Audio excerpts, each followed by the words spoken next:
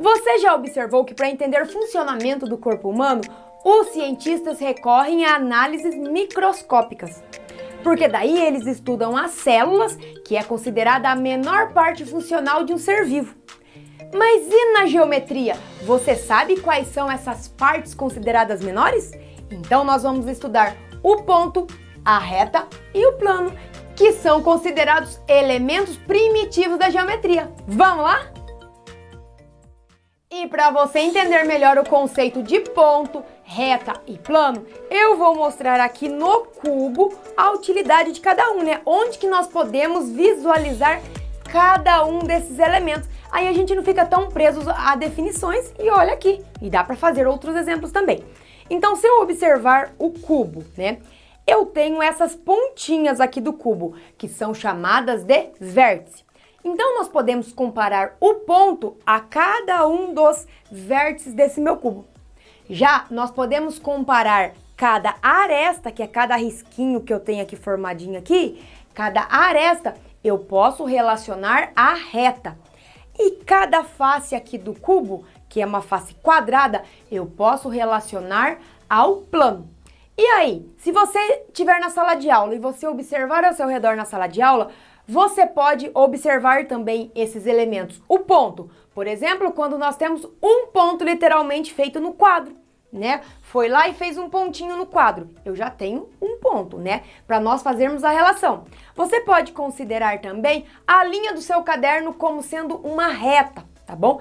Isto é relações que nós estamos fazendo, tá, gente? E também, na sala de aula, o próprio quadro, o tampo da carteira que você está utilizando podem ser considerados como plano. Então, para você entender um pouco melhor, eu fiz essa relação.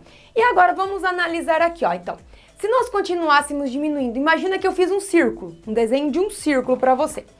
Aí, se nós continuássemos diminuindo esse círculo, ó, fiz um aqui, vou diminuindo, vou diminuindo, vou diminuindo, até chegar em um momento que vai ficando só um pontinho assim. Então, aqui, nós podemos fazer a representação de um ponto, tá? Representação de um ponto. Se eu olhar para o céu durante a noite, eu vou observar o quê? As estrelas. Então, eu posso falar que também nós temos vários pontinhos lá no céu, tá bom? A indicação, agora marca bem isso daqui, ó. A indicação dos pontos, ela é feita por letras maiúsculas do nosso alfabeto. Então, veja que aqui eu já demarquei 4 pontos. Mas eu não nomeei esses pontos. Então, nós vamos nomear utilizando as letras maiúsculas. Por exemplo, esse ponto eu vou chamar de A, esse ponto de B, esse de C, esse ponto de D. Então, nomeei utilizando letras maiúsculas. Mas precisa ser na ordem assim? Não, mas é comum nós colocarmos sempre numa ordem, tá bom? Mas não é obrigatório. E se você observar nesse caso aqui, eu vou colocar aqui que eu tenho os pontos M, o ponto N e o ponto P, ó, M, N, P. E você conseguiu observar que esses 3 pontos aqui, eles estão alinhados? Então, quando acontecer isso, dos pontos estarem alinhados, nós temos os pontos chamados pontos colineares, tá? Então, marca bem que eles estão alinhados. Vou até ligar aqui, ó, para você observar, ó. São pontos colineares que estão alinhados. Certo? Agora nós vamos observar um pouquinho sobre as retas. Vamos lá? Quando eu falo na reta, agora vamos entender da reta. Você entendeu bem dos pontos, vamos para a reta. Uma reta, ela é um traço fino, não tem curva, porque se tivesse curva não era chamado reta, né, gente? Daí era linha curva. E não tem desvios. E outra característica muito importante da reta que você deve marcar aí é que a reta não tem começo e não tem fim. Isso, marca bem então. Outra coisa, uma reta é composta de infinitos pontos, ó, infinitos pontos alinhados. Lembra que eu falei lá atrás dos pontos colineares? Então, você viu que eu liguei aqueles pontos? Eles estavam formando uma reta. Então, em uma reta, nós temos infinitos pontos que são alinhados, certo? E aí, você tá perguntando, eu tô até imaginando, vai falar assim, ô Giz, mas você não falou lá no começo que eu posso relacionar a linha do meu caderno com uma reta? Mas como que eu posso relacionar se uma reta não possui começo nem fim? Mas veja que quando eu digo reta, nós só fazemos a representação de uma parte dessa reta. Não tem como eu desenhar ela inteira mesmo, gente, porque ela não tem começo e não tem fim. Como que eu vou fazer a representação dela toda? Então, sempre nós fazemos o desenho de uma parte dessa reta. E aí, o que nós fazemos? Para representar, então, uma parte da reta, ó, eu fiz uma partezinha da minha reta, e para eu indicar que isso aqui é uma reta, veja que eu faço uma setinha para lá e uma setinha para cá, para indicar que ela vai para aquele lado e que ela vai para esse lado também. Olha essa outra aqui, ó, uma setinha aqui em cada ponta, para indicar que ela não teve nem começo e nem fim, tá bom? E para representar uma reta, agora presta atenção no modo de representação de uma reta. Para representar, nós utilizamos as letras minúsculas do nosso alfabeto. Então veja que aqui eu quis falar da reta S. Então aqui eu desenhei a reta S, indiquei as duas setinhas nas pontas e coloquei a letra minúscula S aqui, tá bom? Se você também quisesse colocar a letra minúscula S assim, ó, deixa eu colocar assim também, como a gente está acostumado, poderia colocar, tá? É que o meu S que eu fiz é pequeno, produção.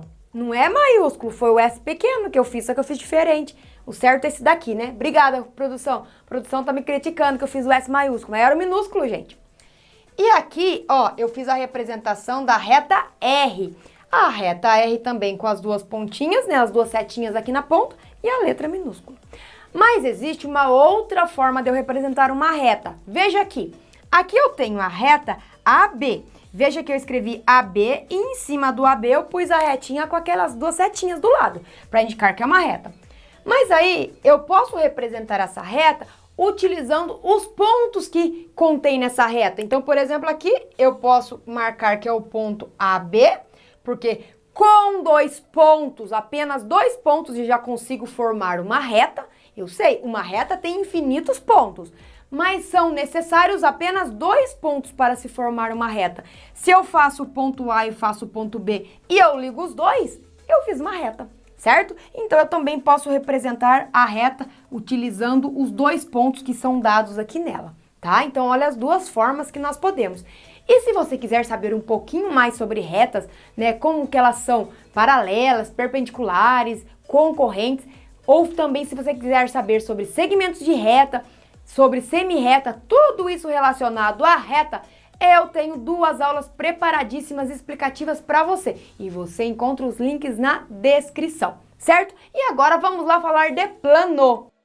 E agora os planos. Planos, vamos falar no plural, né? Sobre os planos. Ah, não, vou falar no singular, olha aqui, tá no singular.